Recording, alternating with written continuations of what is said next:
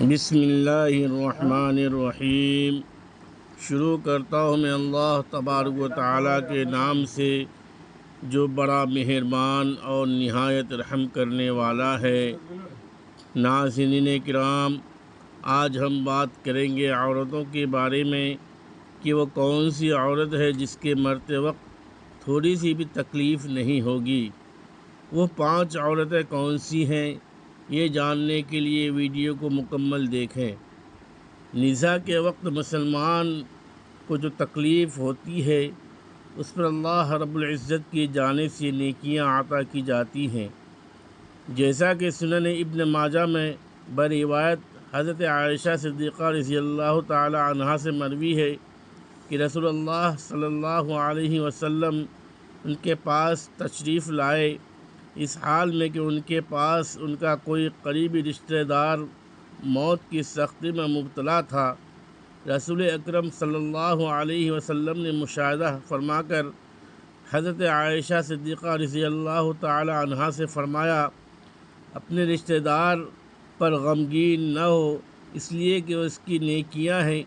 حضرت عائشہ صدیقہ رضی اللہ تعالی عنہا سے مروی ہے کہ جب سے رسول اللہ صلی اللہ علیہ وسلم کی وفات کی تکلیف میں نے دیکھی ہے، اب میں کسی مسلمان میت کی حالت نزاع کی تکلیف کو اس کے حق میں برا نہیں سمجھتی۔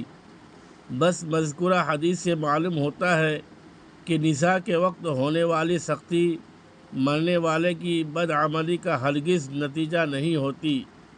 مسلمان کے حق میں اس پر اجر و ثواب اور گناہوں کی معافی کی ہی امید رکھنی چاہیے۔ ناظرین کرام، 5 عورتوں کو مرتے وقت تکلیف نہیں ہوگی۔ حضرت سیدنا عثمان غنی رضی اللہ تعالی عنہ نے فرمایا، دنیا میں 5 لوگ ایسے ہیں جن کو مرتے وقت تکلیف نہیں ہوگی، ان کی روح آسانی سے نکلے گی۔ حالت نزاع میں انسان کی آدھی روح اندر ہوتی ہے اور آدھی روح باہر ہوتی ہے، اور بندہ تکلیف میں ہوتا ہے۔ اس انسان کو پیاس اتنی لگتی ہے کہ انسان چاہتا ہے کہ سمندر کا پانی پی جاؤں، اور اگر بالفرض سمندر کا پانی وہ پی بھی جائے پھر بھی اس کی پیاس کبھی ختم نہیں ہوگی۔ روح نکلتے وقت انسان کو جو تکلیف ہو رہی ہوتی ہے وہ ناقابل بیان ہے۔ حضرت سیدنا عثمان غنی رضی اللہ تعالی عنہ نے فرمایا، یہ 5 لوگ ایسے ہیں کہ انہیں مرتے وقت ذرا بھی تکلیف نہ ہوگی، یعنی موت آسان ہوگی اور غیر تکلیف کے ہوگی۔ پوچھا گیا، جناب وہ کون سے ہیں؟ 5 لوگ ہیں جنہیں موت کی سختی میں بھی نرمی میسر ہوگی۔ تو فرمانے لگے کہ سب سے پہلا شخص وہ جو اپنے ماں باپ کے انتقال کے بعد، یعنی ماں باپ کے مرنے کے بعد وراثت کا حصہ اپنی بہنوں کو پہنچانے میں جلدی کرتا ہے، یعنی وراثت کا حصہ اپنی بہنوں کو جلدی اور بر وقت پہنچاتا ہے۔ ایسا نہ ہو کہ بہن کے بچے بھوک سے بلکتے رہیں اور تم بہن کے حق پر قبضہ کیے بیٹھے رہو، اور بہن اس انتظار میں رہے کہ میرا بھائی کب مجھے میرے ماں باپ کی وراثت میں سے حصہ دے گا۔ بہت بار یہ دیکھنے میں آتا ہے کہ بہن کی شادی نہیں ہوئی، جبکہ والدین دنیا سے رخصت ہو گئے، تو بھائی نے کہا کوئی بات نہیں، جب بہن کی شادی کروں گا تو اس کا حصہ اسے جہیز کی صورت میں دے دوں گا۔ یاد رہے کہ اسلام میں بہنوں کو جہیز دینا فرض نہیں ہے، بلکہ ان کا وراثتی حق دینا فرض ہے۔ دراصل عورت کو جہیز دینا یہودیوں کی رسم ہے، اسلام میں اس کی کوئی ترغیب نہیں دیتا، لیکن اسلام میں عورت کا وراثتی حصہ دینا فرض ہے۔ واضح رہے کہ والدین کے ترکہ میں جس طرح ان کی نرینہ اولاد کا حق ہوتا ہے، اسی طرح بیٹوں کا بھی اس میں شرعی حق ہوتا ہے۔ والدین کے انتقال کے بعد ان کے ترکہ پر بیٹیوں کا تنہا قبضہ کر لینا اور بہنوں کو ان کے شرعی حصے سے محروم کرنا ناجائز اور سخت گناہ ہے۔ بھائیوں پر لازم ہے کہ بہنوں کو ان کا حق و حصہ اس دنیا میں دے دیں، ورنہ آخرت میں دینا پڑے گا، اور آخرت میں دینا آسان نہیں ہوگا۔ حدیث مبارکہ میں اس پر بڑی وعید آئی ہے۔ حضرت سعید بن زید رضی اللہ تعالیٰ عنہ فرماتے ہیں کہ رسول اللہ صلی اللہ علیہ وسلم نے فرمایا، جو شخص کسی کی بالشت بھر زمین بھی اذراہ ظلم لے لے گا، قیامت کے دن 7 زمینوں میں سے اتنی ہی زمین اس کے گلے میں طوق کے طور پر ڈال دی جائے گی۔ ایک اور حدیث مبارکہ میں ہے، حضرت انس رضی اللہ تعالیٰ عنہ فرماتے ہیں، رسول اللہ صلی اللہ علیہ وسلم نے فرمایا، جو شخص اپنے وارث کی میراث کاٹے گا، یعنی اس کا حصہ نہیں دے گا، تو اللہ تعالیٰ قیامت کے دن اس کی جنت کی میراث کاٹ لے گا۔ یاد رہے کہ جہیز کی رسم اور اسلام کی رسم نہیں بلکہ یہودیوں کی رسم ہے، اور اس کا بڑا نقصان یہ ہے کہ جس طرح یہودیوں کی عورت کو بغیر جہیز کے کوئی قبول نہیں کرتا تھا، اسی طرح آج مسلمانوں میں بھی عورتوں کی شادیوں میں سب سے بڑی رکاوٹ جہیز ہے۔ غریب آدمی کی بیٹی بیٹھی بیٹھی بوڑھی ہو جاتی ہے کیونکہ جہیز کا کوئی بندوبست نہیں ہو پاتا۔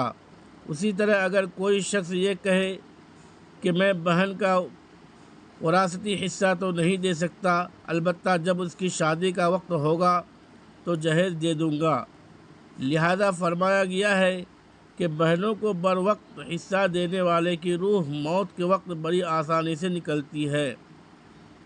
ایک عورت کا بھائی جب فوت ہوا تو اس عورت نے بہت اصرار کیا کہ مجھے بھی قبرستان لے چلو، میں بھی اپنے بھائی کی قبر پر جانا چاہتی ہوں۔ خیر اس کے اصرار کو قبول کیا گیا اور اسے قبرستان میں اس جگہ لے جایا گیا جہاں اس کے بھائی کی تدفین ہونے والی تھی۔ اس کے دیکھتے ہی دیکھتے میت کو قبر میں اتارا گیا اور اس کے بھائی کو مٹی کے سپرد کر دیا گیا۔ جب دعا کی باری آئی تو تمام عزیز و اقارب کے سامنے اس روتی ہوئی بہن نے آسمان کی جانب اپنے ہاتھ اٹھائے اور آسمان کی جانب دیکھا، اس کا دل رو رہا ہے، آنکھیں چھم چھم برس رہی ہیں۔ اس نے ایک ایسی دعا کی کہ لوگوں کے مردہ ضمیر کو جگا دیا۔ روتی ہوئی بہن نے آسمان کی جانب دیکھ کر فریاد کی کہ اے میرے مالک، اے میرے اللہ، اے انصاف کرنے والے، آج میرا بھی انصاف کر دے۔ رو رو کر کہنے لگی کہ میرے مالک، تم میرے اس ظالم بھائی کو اپنی رحمت سے دور رکھنا، ایسے دور رکھنا جیسے اس نے مجھے میرے والدین کی وراثت سے مجھے دور رکھا ہے۔ میرے بچے بھوک سے بلکتے رہے لیکن اس ظالم کو میرے بچوں پر ذرا بھی ترس نہ آیا۔ میں اپنے بچوں کو حرام جانور کا گوشت کھلانے پر مجبور ہوئی۔ میرے بچوں نے بڑی ہی غربت کی زندگی گزاری ہے، جبکہ میرے ظالم بھائی کو کبھی بھی حیا نہ آئی، کبھی بھی رحم نہ آیا کہ میں اپنی بہنوں کی وراثت کا جو ان کا حق ہے اسے ادا کروں۔ اے میرے مالک، تو آج انصاف کر دے اور جس طرح اس نے میرے وراثت کے حق سے مجھے دور کر رکھا ہے اسی طرح تو اسے اپنی رحمت سے دور کر دے۔ تو ناظرین، صرف ایک دو لمحے کے لیے دل پر ہاتھ رکھ کر یہ سوچو کہ جب تم اپنی بہنوں کو ان کا وراثتی حق ادا نہیں کرو گے تو کیا تمہاری بہنیں تمہارے لیے مغفرت کی دعائیں کریں گی یا جہنم کی دعائیں کریں گی؟ بہن کے لیے ظالم بن کر مرو گے یا مظلوم بن کر؟ ناظرین کرام، بہن کا حق کھانا ایسا ہے جیسے خنزیر کا گوشت کھانا۔ دوسرا وہ شخص جس کی روح مرتے وقت بڑی آسانی سے نکلے گی۔ فرمایا کثرت سے صدقہ کرنے والا شخص، یعنی ایسا شخص جو اللہ اور رسول اللہ صلی اللہ علیہ وسلم کی رضا کے لیے اپنی مال و دولت میں سے یوں صدقہ کرتا ہے کہ جب وہ اپنے ایک ہاتھ سے دیتا ہے تو دوسرے ہاتھ کو پتہ بھی نہ چلے۔ یعنی دوسرا انسان وہ ہے جو کثرت سے صدقہ کرے گا تو اس کی موت کے وقت اس کی روح آسانی سے نکلے گی اور سکرات کا عمل اس کے لیے تکلیف دہ نہیں ہوگا۔ نمبر 3، ایسا انسان جو اپنی فیملی سے اچھا سلوک کرنے والا ہے، یعنی اپنے ماں باپ، بیوی بچوں اور بہن بھائیوں سے نرمی کا برتاؤ رکھنے والا ہے، اپنے بیویوں بچوں سے محبت کرنے والا ہے، حلال کا لقمہ کما کر اپنے بیویوں بچوں کی کفالت کرنے والا ہے۔ بزرگان دین فرماتے ہیں کہ جب رزق تنگ ہونے لگی تو دسترخوان کو وسیع کر لیا کرو، یعنی اپنے بیوی بچوں پر خرچ کرنا بھی صدقہ ہے، انہیں کھلانا پلانا بھی صدقہ ہے۔ لہذا ایسا شخص جو اپنی فیملی پر خرچ کرتا ہے اور ان سے حسن سلوک کرتا ہے تو جب وہ دنیا سے رخصت ہوگا تو اس کی روح نکلنے میں آسانی ہوگی اور اسے کوئی تکلیف نہ ہوگی۔ اسی طرح حضرت عثمان غنی رضی اللہ تعالیٰ عنہ نے فرمایا، جو شخص یہ سوچ کر نماز ادا کرتا ہے کہ جو نماز وہ ادا کر رہا ہے وہ میرے نبی صلی اللہ علیہ وسلم کی آنکھوں کی ٹھنڈک ہے، نماز دین کا ستون ہے، نماز مومن کی معراج ہے، اسلام اور کفر میں فرق ہے، تو 5 وقت کا نماز موت کے وقت کسی قسم کی سختی میں مبتلا نہ ہوگا۔ پھر فرمایا، 5واں وہ شخص ہے جو قرآن کریم کی تلاوت کرتا ہو، یعنی خود بھی قرآن پڑھتا ہو اور دوسروں کو بھی قرآن سکھاتا ہو۔ پھر فرمایا، راتوں کی تنہائی میں اٹھ اٹھ کر قرآن پاک پڑھا کرو اور قرآن پڑھتے وقت رویا کرو۔ فرمایا کہ اگر رونا نہ بھی آئے تو رونے کی سی کوشش کر لیا کرو، اگر رونے کی کوشش بھی کریں اور پھر بھی رونا نہ آئے تو پھر کیا کریں؟ تو فرمایا کہ پھر اپنے مقدر پر رویا کرو۔ کیا تم اتنے سنگ دل ہو گئے ہو کہ تمہاری آنکھیں آنسو نہیں بہاتی؟ حضرت عائشہ صدیقہ رضی اللہ عنہا کہتی ہیں کہ جب سے انہوں نے اللہ کے رسول اللہ صلی اللہ علیہ وسلم کو موت کے وقت درپیش سختی کا منظر دیکھا ہے، تب سے کسی کی آسان موت پر خوش نہیں ہوتی اور آسان موت نصیب ہونے کی تمنا بھی نہیں کرتی، کیونکہ وہ جان چکی تھی کہ نہ تو موت کی سختی مرنے والے کے برے انجام کی دلیل ہے اور نہ آسان موت کوئی عزت افزائی کی بات ہے۔ اگر حقیقت میں ایسا ہوتا تو اللہ کے رسول صلی اللہ علیہ وسلم کو آسان ترین موت نصیب ہوتی۔ یہی وجہ ہے کہ نہ وہ موت کی سختی کو ناپسند کرتی تھی اور نہ کسی آسان موت پر خوش ہوتی تھی۔ موت کی سختی کے بارے میں حضرت عائشہ صدیقہ رضی اللہ تعالی عنہا سے روایت ہے کہ جب آپ فرماتی ہیں کہ میں نے رسول اللہ صلی اللہ علیہ وسلم کو حالت نزاع میں دیکھا، آپ کے پاس پانی کا ایک پیالہ رکھا ہوا تھا، آپ اس میں ہاتھ ڈالتے اور پھر اپنے چہرے پر پھیر لیتے تھے اور فرماتے، یا اللہ موت کی سختی میں میری مدد فرما۔ مختلف احادیث مبارکہ سے معلوم ہوتا ہے کہ مومن کی روح بڑی آسانی سے نکلتی ہے اور روح کے نکلتے ہی اس کے لیے خوشخبریاں شروع ہو جاتی ہیں، جبکہ کافر کے بارے میں آتا ہے کہ اس کی روح انتہائی سختی کے ساتھ قبض کی جاتی ہے اور اسی وقت سے اس کے برے احوال شروع ہو جاتے ہیں۔ البتہ متعدد احادیث مبارکہ میں یہ بھی مذکور ہے کہ اللہ تعالیٰ نے موت میں ایک ایسی شدت اور سختی رکھی ہے کہ اس کا احساس دنیا سے جانے والے ہر شخص کو ہوتا ہے، خواہ وہ نیک مسلمان ہو یا بد ہو یا کافر ہو، لیکن مومن پر جو تکلیف آتی ہے وہ اس کے گناہوں کی معافی اور درجات کی بلندی کے لیے ہوتی ہے، جبکہ کافر پر تکلیف اس کے بد اعمال کی سزا کے طور پر آتی ہے۔